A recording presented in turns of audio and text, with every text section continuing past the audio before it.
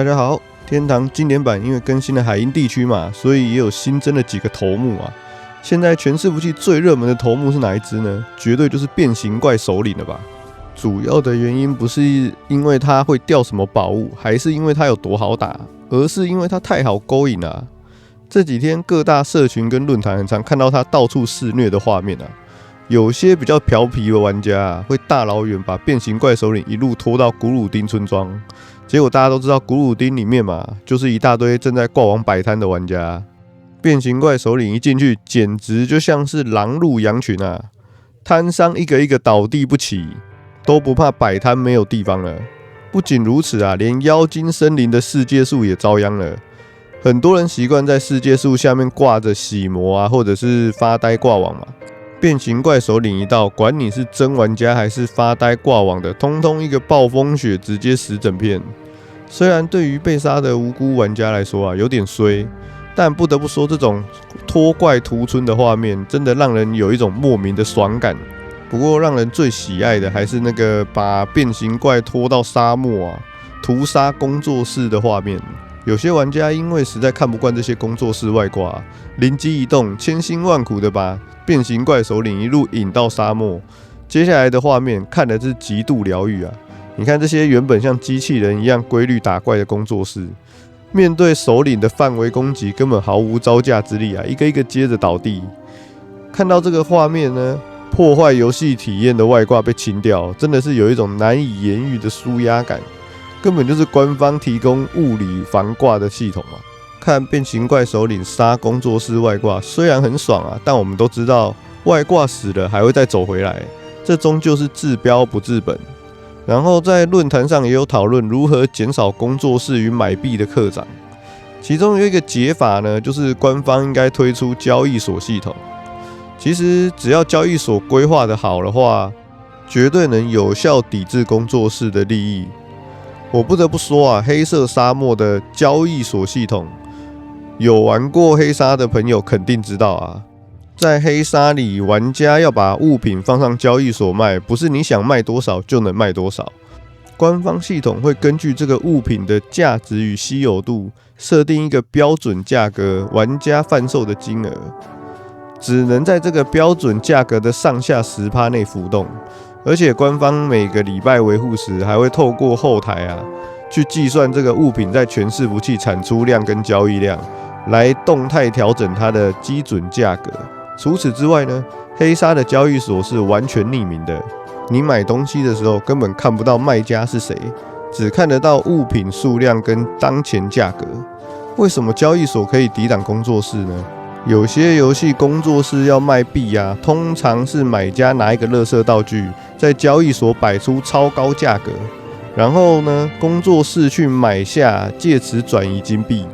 但在黑沙这种机制底下垃圾道具根本摆不了超高价格啊，因为官方会定给他一个价值，这就从根本上断绝大量金币的现金交易管道。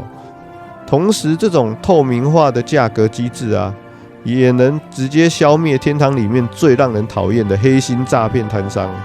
大家应该都有经验吧？逛个商店，想要买一张3万5的房卷，结果没看仔细，买到一张7万的房卷，或者是14万的5卷啊。有了交易所之后呢，这种诈骗烂招也会彻底的消失。当然，只要一提到交易所，一定有老玩家会跳出来反对说，如果有交易所，那就不是经典的天堂了。天堂会这样热门，一方面就是因为它拥有绝对自由的交易市场，官方不应该出手控制游戏的经济体系，这个我也完全能够理解啊。但平心而论嘛，交易所能带来交易上的便利性也是真的很强大啊。现在大家都要上班上课嘛，打到好东西想要卖，如果没有交易所了，你就要双开一个账号，专门挂在城里面摆摊啊。不仅浪费电脑资源，还要多包一个650块的包月啊！如果有了交易所呢，你每天打完怪，把打到的宝物往交易所一丢，就可以关机安心睡觉，隔天再起床收钱就可以了。这种轻松的游戏体验会不好吗？而且游戏的经济流动也不会变成死水，也是很活跃的啊。看隔壁棚的阿泰尔风之谷他们交易所修好之后呢，市场不但没有冷掉，反而大家更容易买到自己所需要的东西。而且推出交易所不代表就要完全禁止1对1的交易啊。如果我们套用前面的黑沙模式，因为每一样物品都有官方后台数据支撑的公定价嘛，这样就给了全服玩家一个价格标准。有了这个价格标准呢，就能防止商人恶意炒作的乱象。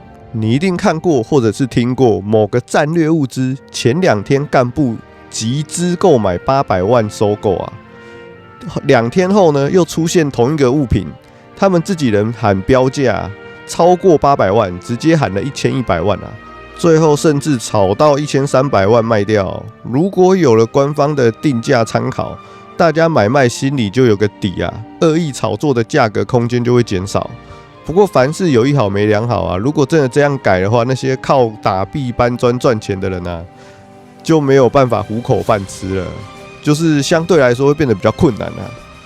如果之后真的有要开放交易所功能的话呢，这个部分就要看官方怎么在打击工作室跟维持自由经济之间取得平衡了。最后就是传说中的天堂变变变，似乎真的入侵天堂今年版了。最近常看巴哈或者是各大社群的人一定看过这段影片啊。这东西说好听一点叫做辅助程式啊，说难听一点呢，它就是实打实的外挂程式。它跟我们印象中的那种自动练功的外挂不太一样啊。它的主要功能呢，就是改变你的变身模组。例如，你明明变成了莱肯啊，但你的画面上会显示成死亡骑士。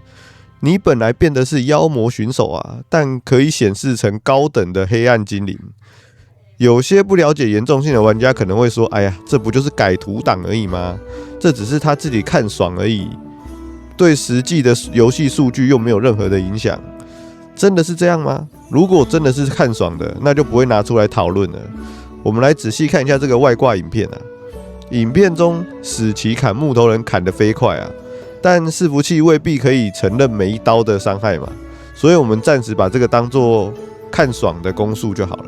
但你仔细看这个变身黑暗精灵的画面，你注意看到了吗？他的魔法释放完全没有任何的动作，而且攻击瞬间也自带瞬间收刀的效果。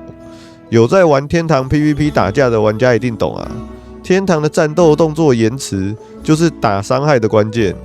如果一个玩家在砍你的同时，你可以毫无僵直的狂丢魔法，甚至攻击硬直完全被取消，这绝对不是什么自己看爽而已啊，这个已经直接影响到游戏的平衡性了。如果这个直接取消延迟的外挂普及化的话，这个游戏内的 PVP 环境肯定会被影响啊。不知道官方对于天堂变变变这种改档的外挂有没有能力侦测得到啊？会不会抓人啊？好啦，以上就是今天的影片内容，感谢大家观看。大家对于勾引头目屠村跟交易所的想法，还有天变外挂出炉有什么看法，都可以在底下留言分享哦。